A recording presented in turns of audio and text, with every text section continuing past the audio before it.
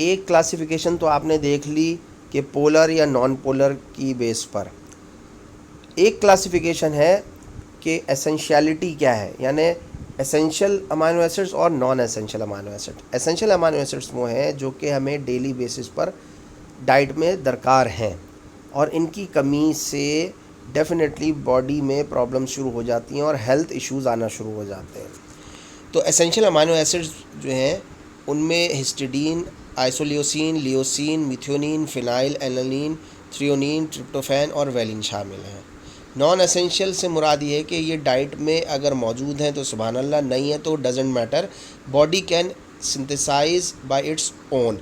ऐसा निज़ाम अल्लाह पाक ने रखा हुआ है इंसानी जिस्म में और सेल्स में कि नॉन एसेंशियल अमाइनो एसिड्स बन सकते हैं।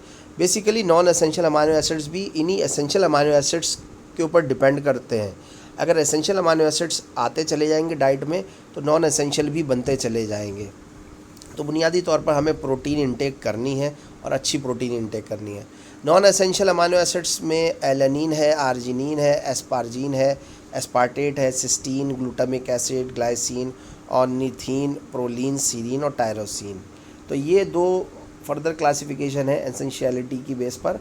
अच्छा, एसेंशियल अमाइनो एसिड्स को ख़ास तौर पर जहन में रखिएगा, ये एग्जामिनेशन पॉइंट ऑफ व्यू से इम्पॉर्टेंट है। अमाइनो एसिड्स आपस में जुड़ते हैं और फिर प्रोटीन चेन बनती है। Let's see how. होता ये है कि अमाइनो एसिड में मैंने आपको पहले अभी एक लेक्चर में बताया था कि कार्बोक्सिल ग्रुप होता है और अमाइनो ग्रुप होता है। तो यही वो दो ग्रुप्स हैं जो आपस में बॉन्डिंग करते हैं। अब किस तरीके से फॉर एग्जांपल हम दो अमाइनो एसिड्स को कंसीडर करते हैं। एक अमाइनो एसिड ये है और एक अमाइनो एसिड ये और एक अमाइनो एसिड ये, सॉरी ये आगे बढ़ जाती है। तो ये दो अमाइनो एसिड्स दिख रहे हैं आपको। पहले अमाइनो एसिड का कार्बोक्सिल ग्रुप और दूसरे अमाइनो एसिड का अमाइनो ग्रुप, ये दोनों आपस में करीब आते हैं। Amino group second amino acid का और कार्बोक्सिल फर्स्ट अमाइनो एसिड का, इनमें इंटरेक्शन होता है और हाइड्रोजन दो रिलीज़ होती हैं अमाइनो ग्रुप से और ऑक्सीजन रिलीज़ होती है कार्बोक्सिल एंड से टू फॉर्म वाटर। बात हमेशा याद रखिएगा, प्रोटीन सिंथेसाइज जब भी होगी, पेप्टाइड बॉन्ड्स जब भी बनेंगे, दो अमाइनो एसिड्स जब आपस में क्लोज होंगे और पेप्टाइड बॉन्ड बनाएंगे तो वाटर मॉलिक्यूल रिलीज़ होगा। ठीक, जैसे ही ये वाटर मॉलिक्यूल रिलीज़ होता है बॉन्ड बन जाता है और ये आपको पेप्टाइड बॉन्ड बनता हुआ दिख रहा है। तो सिंपल पेप्टाइड बॉन्ड्स इस तरीके से बनते हैं। Now structure of proteins. अब स्ट्रक्चर्स के हवाले से प्रोटीन्स में 4 स्ट्रक्चर्स मौजूद हैं, प्राइमरी, सेकेंडरी, टर्शियरी और क्वाटरनरी। और याद रखें इन तमाम स्ट्रक्चर्स की बुनियाद डीएनए के ऊपर है, यानी genes are responsible for the development of either primary, secondary, tertiary और quaternary structure of proteins and the type of proteins. तो डीएनए ही डिक्टेट कर रहा होता है कि कौन सी अमाइनो एसिड्स आपस में मिलेंगे और कौन सी प्रोटीन बनेगी। ये बात हमेशा याद रखिएगा। आइए देखते हैं प्राइमरी स्ट्रक्चर किसे कहते हैं। ये एक छोटा तो नहीं बल्कि एक लंबा प्रोटीन का मॉलिक्यूल है। बेसिकली यहाँ मिसाल दी गई है आपको इंसुलिन की। इंसुलिन एक हार्मोन है जो कि ग्लूकोज मेटाबॉलिज्म को कंट्रोल करता है, लेकिन उसकी जो नेचर है, by nature it is a protein. तो एक मिसाल दी है प्राइमरी स्ट्रक्चर ऑफ प्रोटीन की। आप देखिए कि इसके अंदर series of amino acids are joined together, जैसे glycine, isoleucine, valine, glutamate, glycine, ये मुख्तलिफ़ किस्म के अमाइनो एसिड्स आपको दिख रहे हैं। ये सिंपल चेन स्ट्रक्चर चलती चली जा रही है और पेप्टाइड बॉन्ड्स अंदर जुड़े हुए हैं। लेकिन चूँकि एक इंसुलिन जो है वो एक हैवी मॉलिक्यूल भी है, जहाँ तक मुझे याद पड़ रहा है इसमें 180 अमाइनो एसिड्स का एक सीक्वेंस होता है, अच्छी खासी अमाइनो एसिड्स होते हैं इसमें। तो दो चेन्स बन जाती हैं इसमें, अल्फ़ा चेन और बीटा चेन। फिर अल्फ़ा बीटा चेन्स आपस में भी जुड़ी हुई हैं सल्फाइड बॉन्ड्स से।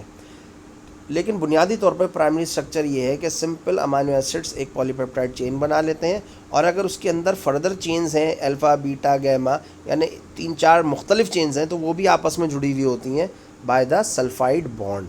यानी चेन्स में आपस में जो बॉन्डिंग होती है वो सल्फाइड बॉन्ड से होती है, अलबत्ता अमाइनो एसिड्स जो हैं वो पेप्टाइड बॉन्ड से एक चेन बना चुके होते हैं। ये है प्राइमरी स्ट्रक्चर। सेकेंडरी स्ट्रक्चर में देखते हैं क्या बात है। सेकेंडरी स्ट्रक्चर में होता ये है कि फोल्डिंग्स आ जाती हैं, और फोल्डिंग्स ऐसे हो रही होती हैं कि जो हाइड्रोजन बॉन्ड है, अगर आप इसको ये मैं फोकस करने की कोशिश करता हूँ, ये ठीक, ये जहाँ येलो एक दायरा आ रहा है, ये देखिए हाइड्रोजन अमाइनो ग्रुप का और कार्बोक्सिल का O, इन दोनों के दरमियान में बॉन्डिंग आ रही है। ये जो डॉट डॉट आपको दिख रहा है, इससे ये फोल्ड हो जाता है, यानी वही जो लीनियर स्ट्रक्चर था वो फोल्ड होता चला जाता है। एक यहाँ देखिए और एक यहाँ देखिए, ये उम्मीद है कि आपको दिखा होगा, समझ में आ रहा है। ये एरिया जो है, यहाँ पर भी देखें कि जो या ये वाला, ये भी बॉन्ड देख सकते हैं, ये बॉन्ड देख लीजिए, ये बॉन्ड देख लीजिए, ये बॉन्ड देख लीजिए, ठीक है। अब ये दो मिसालें दी हैं यहाँ पर, अल्फ़ा हेलिक्स स्ट्रक्चर या बीटा प्लेटेड शीट, ये सेकेंडरी स्ट्रक्चर्स की मिसालें हैं। चाहे अल्फ़ा हेलिक्स प्रोटीन की चेन हो या बीटा प्लेटेड प्रोटीन की चेन हो, बुनियादी तौर पर इसमें फोल्डिंग्स हैं, और फोल्डिंग की जो बेसिस है वो बॉन्ड है बिटवीन हाइड्रोजन एंड ऑक्सीजन, ठीक। हाइड्रोजन ऑफ अमाइनो टर्मिनल और ऑक्सीजन ऑफ कार्बोक्सिल ग्रुप, इन दो के दरमियान में बॉन्ड बन जाता है, इससे ये स्ट्रक्चर जो है फोल्ड हो जाता है। तो सेकेंडरी स्ट्रक्चर फोल्डेड स्ट्रक्चर को कहते हैं। टर्शरी देखते हैं। टर्शरी भी मोर और लेस फोल्डेड ही स्ट्रक्चर है और 3 डायमेंशनल है, लेकिन इसमें ख़ास बात यह है कि कुछ इसमें हाइड्रोफोबिक इंटरेक्शंस और होती हैं कि आप ये देखें, ये जो एरिया है, बुनियादी तौर पे ये पूरी एक चेन चली, लेकिन किसी एक ख़ास पॉइंट पर बॉन्डिंग शुरू हो गई, ठीक है। अब देखें हुआ ये है कि इसमें हाइड्रोफोबिक एंड, यानी हाइड्रोफोबिक मीन्स यानी वाटर हीटिंग पोर्शन जो है प्रोटीन मॉलिक्यूल का, वो इनसाइड ज्वाइन कर देता है।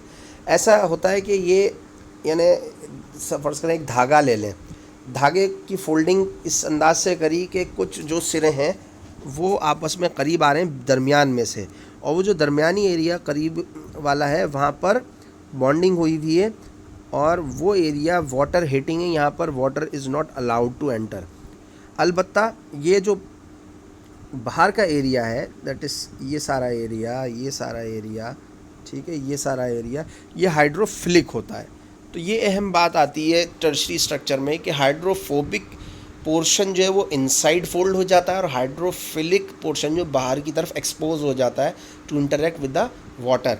अच्छा, होता है ये कि सेल के अंदर वाटर तो मौजूद है, और ये तमाम प्रोटीन्स, कार्बोहाइड्रेट, तमाम चीज़ें मौजूद हैं, यानी सेल के लेवल पर अगर देख लें आप, या टिश्यूज़ के लेवल पर देखें, तो कॉम्प्लेक्स प्रोटीन्स जो हैं वो अपने आप को फोल्ड कर बाहर का पोर्शन पानी से इंटरेक्ट करने के लिए छोड़ देती हैं और इनसाइड जो है वो नॉन पोलर कंपाउंड्स को अलाउ करती हैं। तो ये एक ख़ास बात है। इसके अलावा डाइसल्फाइड बॉन्ड भी बनता है। इस फोल्डिंग को इस्तेहकाम देने के लिए डाइसल्फाइड बॉन्ड भी बन रहा है, ठीक है। आयनिक बॉन्ड्स भी बन रहे हैं, हाइड्रोजन बॉन्ड्स भी बन रहे हैं। तो ये स्ट्रक्चर बेसिकली फोल्डेड है, लेकिन साथ साथ हाइड्रोफोबिक पोर्शन इनसाइड है और हाइड्रोफिलिक पोर्शन आउटसाइड है। तो ये टर्शरी स्ट्रक्चर में। क्वाटरनरी स्ट्रक्चर में क्या ख़ास बात होती है कि मुख्तलिफ पॉलीपेप्टाइड चेन के सब यूनिट्स बनते हैं और वो सब आपस में क्लोज हो जाते हैं।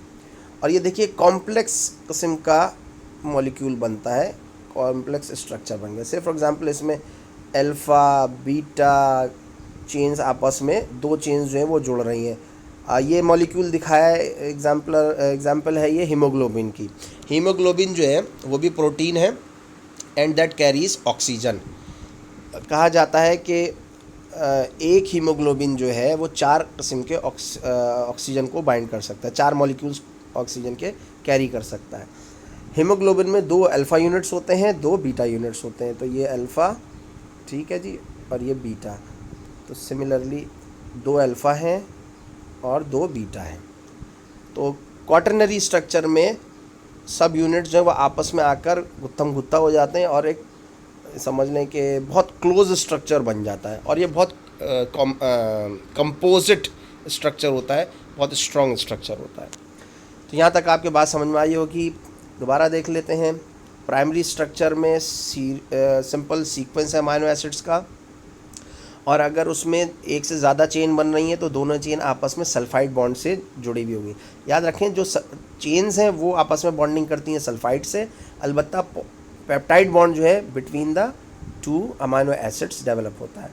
सेकेंडरी में हमने देखा था कि फोल्डिंग हो गई है और हाइड्रोजन बॉन्ड और हाइड्रोजन और ऑक्सीजन के दरमियान में बॉन्डिंग हो रही है और इनसाइड फोल्डिंग्स हो रही हैं। This is secondary structure. Tertiary में भी फोल्डिंग्स है, लेकिन हाइड्रोफोबिक पोर्शन इनसाइड है, हाइड्रोफिलिक पोर्शन आउटसाइड है, और इसके अलावा डाइसल्फाइड बॉन्ड है और हाइड्रोजन बॉन्ड्स हैं।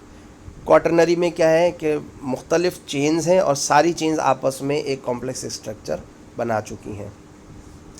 डीनेचरेशन ऑफ प्रोटीन से मुराद क्या है, इसको नेक्स्ट प्रेजेंटेशन में डिस्कस कर लेते हैं, छोटा सा टॉपिक है।